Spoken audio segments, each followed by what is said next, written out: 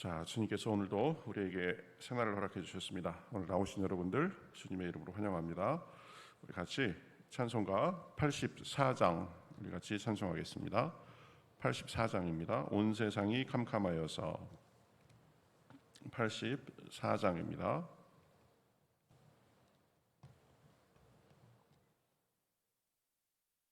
84장 같이 찬송하시겠습니다. 온 세상이 캄캄하여서 참 빛이 없었더니 그 빛나는 영광 나타나 온 세상 빛이었네. 영광의 주, 영광의 주, 밝은 그 빛 내게 비추었네. 영광의 주, 영광의 주, 이 세상의 빛은 오직 주 예수님. 주 말씀을 믿는 사람은 그 마음이 시원하고 주 명령을 준행하는 자 그 길이 환하겠네. 영광의 주, 영광의 주, 밝은 그 빛 내게 비추었네. 영광의 주, 영광의 주, 이 세상의 빛은 오직 주 예수님. 죄 가운데 사는 사람은 그 눈이 어두워도 그 죄악을 씻는 날에는 그 눈이 밝아지네. 영광의 주, 영광의 주, 밝은 그 빛 내게 비추었네.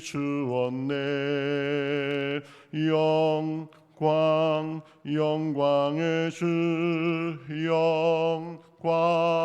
영광의 주, 이 세상의 빛은 오직 주 예수님. 2절 한 번 더 하시겠습니다. 주 말씀을 믿는 사람은 그 마음이 시원하고 주 명령을 준행하는 자 그 길이 환하겠네. 영광의 주,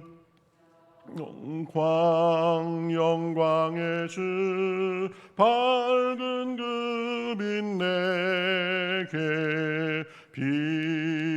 비추었네. 영광의 주, 영광의 주, 이 세상의 빛은 오직 주 예수님. 아멘. 같이 기도하시겠습니다. 하나님 감사합니다. 오늘도 간밤에 잠을 주시고 이렇게 첫 새벽부터 깨워주셔서 주님 앞에 나와 찬송하며 나아갑니다. 온 세상이 캄캄할 때에 우리에게 참 빛으로 오신 주님으로 인하여 감사합니다. 우리 삶도 빛으로 비춰주시옵시고 생명으로 이끌어주시는 것으로 인하여 감사합니다. 세상의 모든 것이 캄캄하고 어두워도 우리를 늘 빛 가운데 거하게 하시며 우리 마음에 참 밝은 빛을 비춰주심을 인하여 감사합니다. 하나님, 오늘도 그 빛 되신 주님만을 바라봅니다. 우리 말씀을 들을 때에 깨달음을 주시고 기도할 때에 하나님과의 친밀함이 더 깊어지며 또 우리의 사정을 아뢰는 때에 주님께서 우리의 사정을 들으시고 우리의 기도로 인하여서 우리의 삶과 우리 주변과 교회가 더 나아질 수 있도록 인도하여 주시옵소서. 시종을 주님 앞에 맡기며 살아계신 예수님의 이름으로 기도하옵나이다. 아멘. 자, 우리 성경 말씀 보겠습니다. 성경 말씀 창세기 13장 1절부터 3절 보도록 하겠습니다. 창세기 13장 1절부터 13절입니다.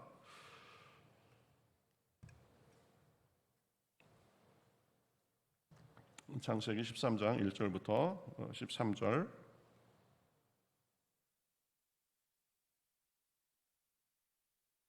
자, 우리 같이 한 절씩 교독하시겠습니다.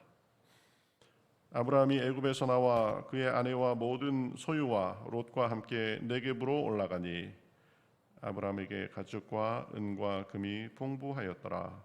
그가 네겝에서부터 길을 떠나 베델에 이르며 베델과 아이 사이 곧 전에 장막 쳤던 곳에 이르니 그가 처음으로 제단을 쌓은 곳이라. 그가 거기서 여호와의 이름을 불렀더라. 아브라함의 일행 롯도 양과 소와 장막이 있으므로 그 땅이 그들이 동거하기에 넉넉하지 못하였으니 이는 그들의 소유가 많아서 동거할 수 없었음이니라. 그러므로 아브라함의 가축의 목자와 롯의 가축의 목자가 서로 다투고 또 가나안 사람과 브리스 사람도 그 땅에 거주하였는지라. 아브라함이 롯에게 이르되 우리는 한 친족이라. 나나 너나 내 목자나 서로 다투게 하지 말자. 내 앞에 온 땅이 있지 아니하냐. 나를 떠나가라. 내가 좌하면 나는 우하고 내가 우하면 나는 좌하리라. 이에 롯이 눈을 들어 요단 지역을 바라본즉 소알까지 온 땅에 물이 넉넉하니 여호와께서 소돔과 고모라를 멸하시기 전이었으므로 여호와의 동산 같고 애굽 땅과 같았더라.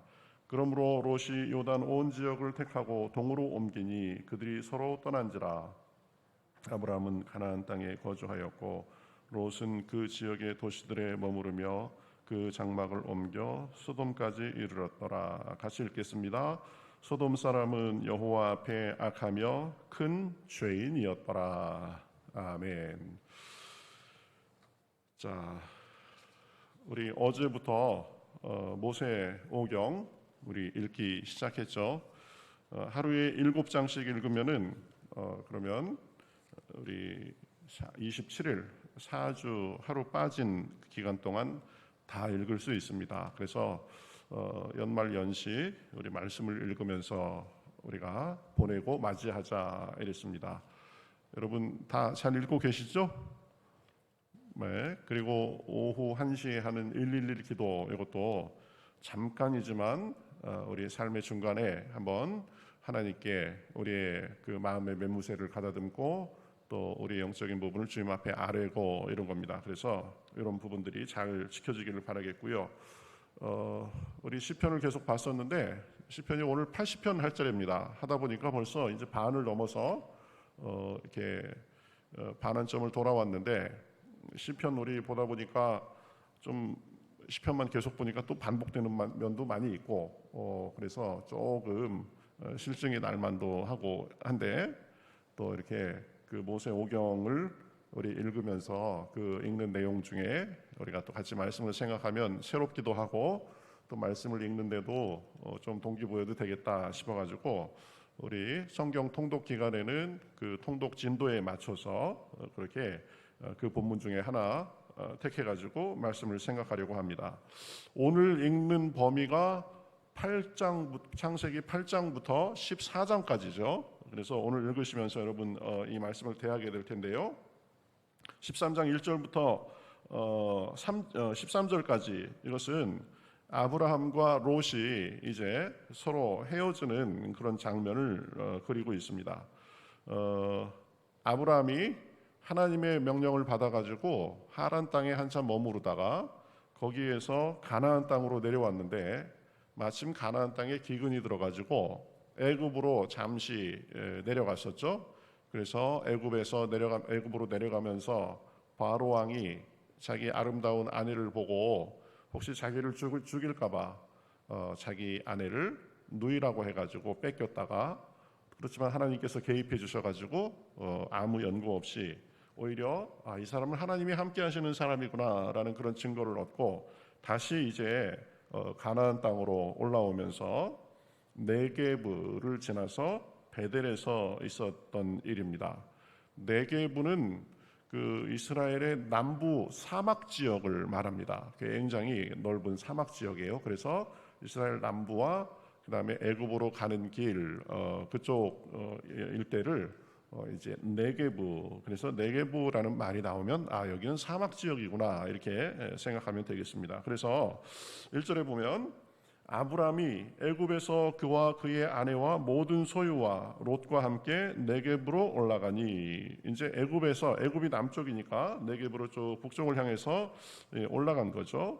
올 때 벌써 보면은 2절에 보면 아브람에게 가축과 은과 금이 풍부하였더라 이렇게 말합니다. 그러니까 하나님께서 함께 하시고, 그래서 우리 아브라함을 보호해 주실 뿐만 아니라 벌써 아브라함은 이제 경제적으로는 보면 여유가 있는 그런 살림을 꾸리고 있는 것을 볼 수 있습니다. 그래서 이제 네게브를 지나서 베델에 이르며 베델과 아이 사이 곧 전에 장막 쳤던 곳에 이르니 이랬는데요.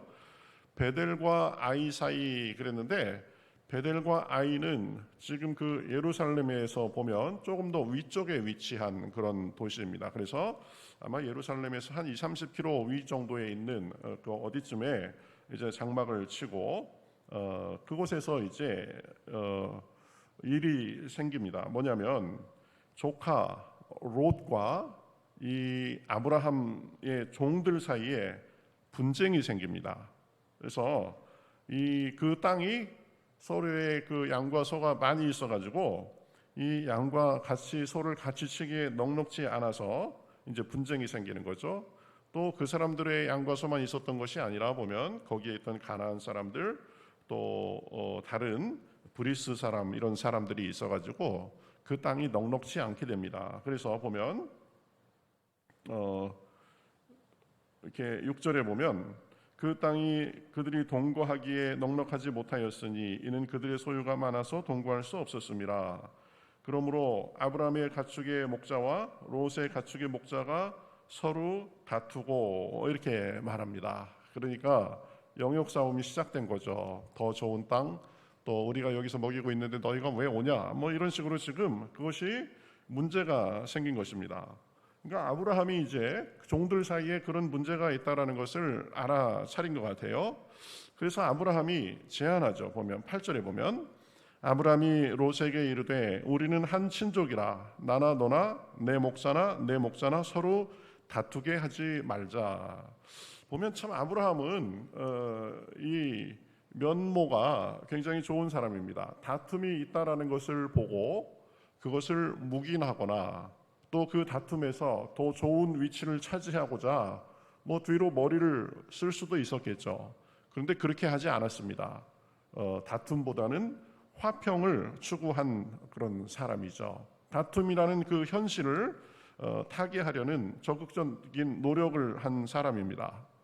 어떻게 보면 자기가 윗사람이기 때문에 적당히 무게 잡고 또 뭉개고 그렇게 갈 수도 있었을 텐데 그렇게 하지 않고 롯에게 이제 그 문제를 타결하기 위해서 먼저 이렇게 말을 꺼내고 제안하고 이런 것을 볼 수 있습니다. 이 작은 어떤 일들 속에서 우리가 배울 게 있는 거죠. 우리도 화평을 추구하는 사람이 돼야 된다. 다툼을 피하고 그 다툼의 상태를 적극적으로 해결하려는 그런 자세가 필요하다. 우리 믿는 사람은 화평케 하는 자입니다. 영어로 피스메이커, 그렇죠? 예수님도 그래서 산상수훈에서 이렇게 말씀하셨죠. 화평케 하는 자는 하나님의 아들이라 일컬음을 받는다고 하셨습니다. 그러니까 하나님을 믿는 사람들은 다투고 자기 주장만 하고 분내고 이러는 사람이 아니라 평화를 이루는 사람이다. 화평케 하는 사람이다. 그것이 하나님의 뜻이고 또 그리스도인의 면모가 되는 것입니다. 시편 37편 37절에서는 그래서 이렇게 말합니다. 모든 화평한 자의 미래는 평안이니라. 평안. 우리가 참 살면서 추구하는 중요한 것 중에 하나가 평안 아니겠어요? 돈이 많고 지위가 높고 뭐 고대 광실에 거하고 그래도 마음이 불편하면 그건 뭐 안 되는 거죠. 마음 약한 이 불편한 마음 속에서 이제 몸도 좋지 않게 되고 그러는데 하나님께서 화평케 하면 화평한 자의 미래는 평안이다 이렇게 말씀을 하고 있는 것입니다. 우리 모두가 화평을 추구하는 그런 삶으로 인해서 우리 마음이 평안하고 우리 삶도 평안하고 그럴 수 있기를 바라겠습니다. 아브라함은 어쨌든 그렇게 자기 조카인 롯에게 그런 제안을 하는데요. 그래가면서 또 9절에 보면 더 대인배 같은 그런 이제 제안을 합니다. 9절을 보면은 내 앞에 온 땅이 있지 아니하냐 나를 떠나가라 내가 좌하면 나는 우하고 내가 우하면 나는 좌하리라. 그러니까 어른으로서 그 분쟁의 상황에서 화평을 이루기 위해서 적극적으로 나섰을 뿐만 아니라 그 자기 조카에게 이제 선택권을 주는 거죠. 참 이런 모습을 보면 아브라함은 참 대인배였고 이 장점이 많은 사람이다 이렇게 볼 수 있습니다. 자기 이익만을 철저히 계산해서 주장하는 것이 아니라 자기 희생을 각오하고 상대를 배려하고 상대가 더군다나 자기의 적하고 훨씬 아랫사람임에도 불구하고 존중해 준 거죠. 우리도 이런 모습이 있어야 됩니다. 우리가 양보하고 희생하면 하나님이 그러한 모습을 기뻐하시고 또 사람도 그러한 모습을 보고 우리 감동을 받고 우리를 존경하게 되는 것입니다. 그렇죠? 존경은 억지로 나를 존경해 이래가지고 존경이 안 되죠. 보면 우리가 존경할 만한 그런 모습이 있어야 된다. 그런 언행이 있어야 된다. 그런데 아브라함이 바로 그러한 모습이 있던 사람입니다. 그리고 사실 보면 아브라함은 보면 믿음의 사람이었어요. 보면 하나님께서 결국은 나에게 좋은 것을 주실 것이다라는 아마 그런 믿음이 있었을 겁니다. 우리가 아무리 계산하고 머리를 굴려서 선택하는 것이 정말 우리에게 좋은 것이 될지는 그거는 모르는 일입니다. 우리는 그저 눈앞의 것만 보고 판단하기 때문에 그렇습니다. 더 보이지 않는 면도 보고 더 넓고 긴 관점에서 볼 수 있어야 되는데 그게 쉽지가 않습니다. 그리고 한번 눈앞의 이익에 눈이 어두워져 버리면 그것을 보는 능력이 없어지는 거죠. 그래서 당시에는 좋아 보이는 것이 나중에는 화가 되는 경우도 종종 있습니다. 그래서 우리가 과연 선택해서 판단하고 그렇게 하는 것이 정말 그것이 우리에게 좋을지는 아무도 모르는 거예요, 사실은. 그래서 잠언 14장 12절에 보면 이렇게 말씀합니다. 어떤 길은 사람이 보기에 바르나 필경은 사망의 길이니라. 야, 요거만 택하면 나에게 아주 참 좋겠다. 그렇게 생각하는 것이 있어서 딱 잡았는데 나중에 보니까 그것이 자기에게 독이 되는 경우도 많은 거죠. 보면 우리 살면서 그런 거 느끼잖아요. 아, 그땐 그랬는데 지나고 보니까 이런 면이 있네. 내가 좀 다른 면도 더 깊이 봐야 되는 건데 이렇게 생각하는 경우가 많이 있습니다. 그렇다는 거죠. 하와 같은 경우도 그렇습니다. 보면 이 뱀의 말을 듣고 선악과를 딱 보니까 막 달라 보이는 거예요. 보암직도 하고 먹음직도 하고 지혜롭게 할 만큼 탐스럽기도 했습니다. 그런데 그래서 딱 따먹었더니 그게 어떻게 됐어요? 뭐 보암직하고 먹음직하고 지혜롭게 할 만큼 탐스럽고 뭐 그런 건 다 사라지고 결국은 그것이 죄가 돼서 사망에 이르는 길이 됐습니다. 인류에게 사망을 가져다 오는 아주 인류 역사상 가장 안 좋은 실수, 그것을 한 것이죠. 그러니까 눈에 보기에 좋은 선택, 당장 좋은 선택이 아니라 하나님 앞에 맡기고 믿음의 선택을 하는 그런 마음가짐이 필요하다. 그래서 내가 선택할 때에 하나님 내 지혜와 내 생각과 나 판단으로만 하지 않고 보면 하나님 도와주십시오. 하나님께서 원하시는 판단을 할 수 있도록 인도해 주십시오. 이런 자세가 필요한 거죠. 그래서 중요한 선택 앞에는 반드시 주님 앞에 구하고 이것은 주님께서 허락하신 일이다라는 그런 확인을 받고 움직이는 것이 습관이 되어야 됩니다. 그래야 당장은 안 좋아 보여도 그것이 결국 우리의 인생에 있어서 그것이 우리에게 약이 되고 선한 길이 될 수 있다라는 것입니다. 작은 일부터 큰 일까지 하나님 앞에 물어보고 하나님의 확답을 받고 움직이고 생각하고 결정하고 이런 자세가 필요하다. 그런데 롯 같은 경우에는 그런 자세가 없었던 사람이죠. 보면 롯이 이제 아브라함이 그런 제안을 하니까 속으로 아주 기분이 좋았을 겁니다. 와, 이게 웬 떡이냐? 나한테 이런 선택권이 오다니. 그래가지고 탁 눈을 들어가지고요 사방을 둘러봅니다.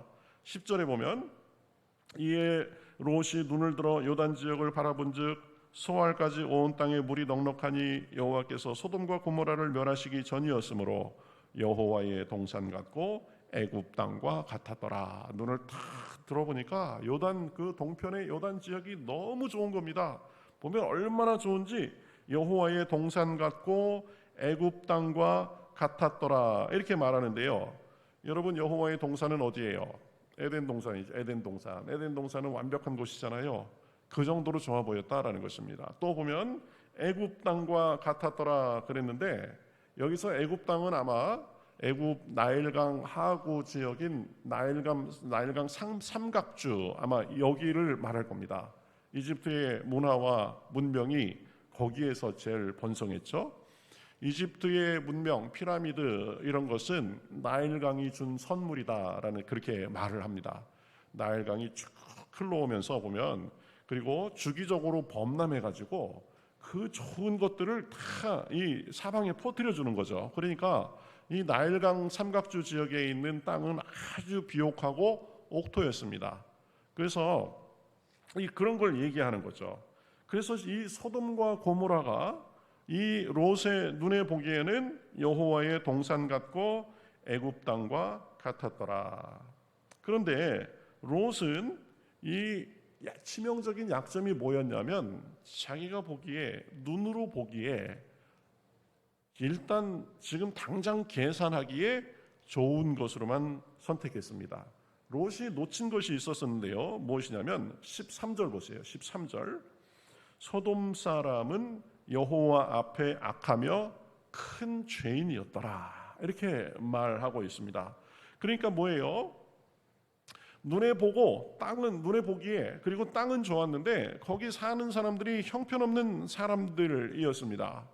아마 롯은 선택할 당시에는 몰랐을 수도 있을 것 같아요. 아마 알았을 수도 있을 겁니다. 내가 거기에서 사는데 그 땅은 괜찮아 보이는데 그쪽 지역의 사람들은 어땠을까? 아마 이런 것 정도는 볼 수 있었겠죠. 재산이 상당한 사람이었으니까 그 정도 수준을 이룬 사람이면 그렇게 생각하고 하는 자기의 거처를 옮기는 데 있어서 그렇게 쉽게 옮기지 않았을 것입니다.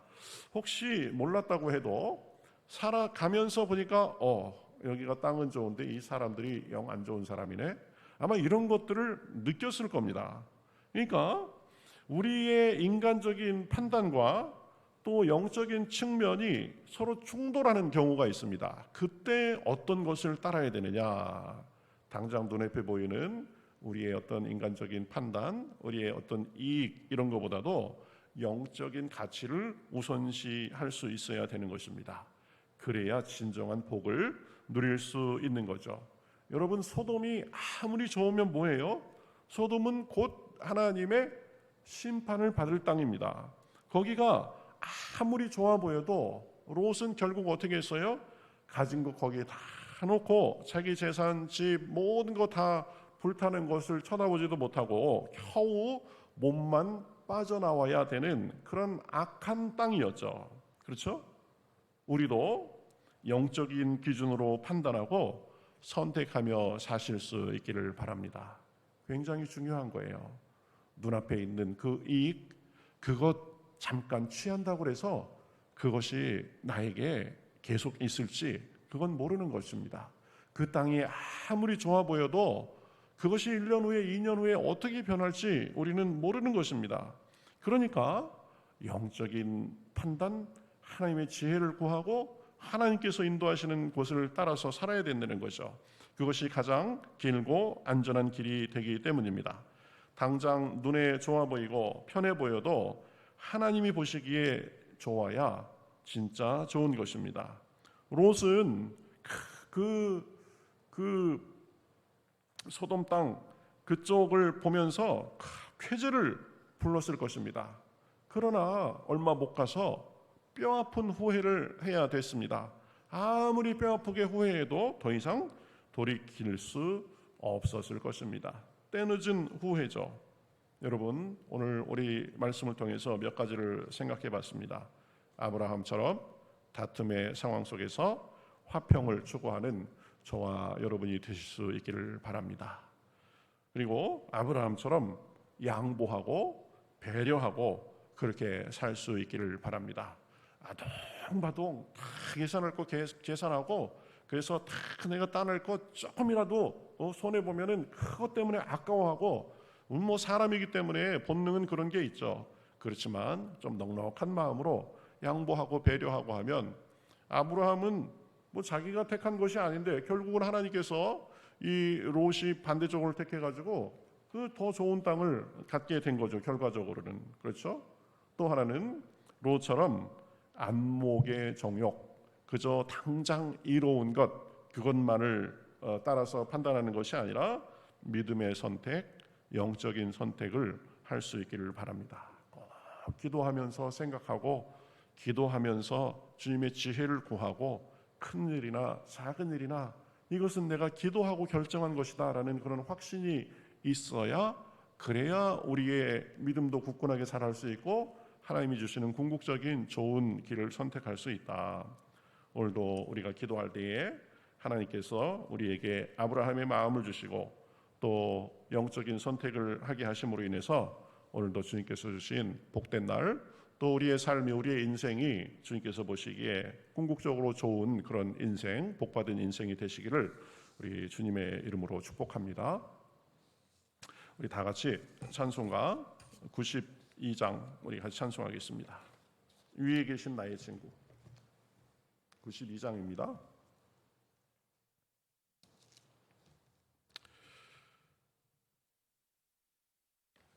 자, 성탄절도 다가오고 우리 예수님에 관한 찬송을 좀 많이 해야 되겠다 그렇게 생각하고 있습니다. 찬송가 92장입니다.